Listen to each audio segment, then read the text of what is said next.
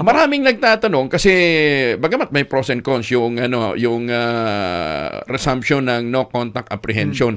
Pero ang daming mga city ho kasi outside of Metro Manila ang may halintulad na problema na rin sa traffic, Cebu, Davao, and other highly urbanized cities. Pwede daw ba sa kanila yun? As of now, ang pagkakaalam ko po sa MMDA pa lang po ata, pwede. Yun po ang pagkakaintindi ko. Yun yung sa TRO. Oo. Pero kung sila magpapasa daw ng bagong resolusyon na hindi naman silang kasama doon sa kaso. Kung hindi sila kasama doon sa kaso, tama ho yan. Pwede ho yan.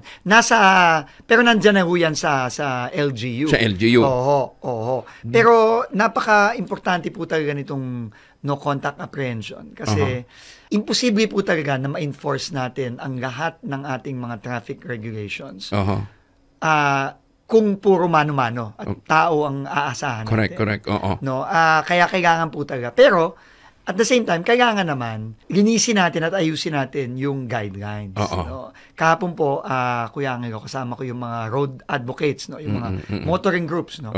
And maraming mga kwento. No? Lahat sila pabor sa NCAP. Okay. Wala akong hindi pabor.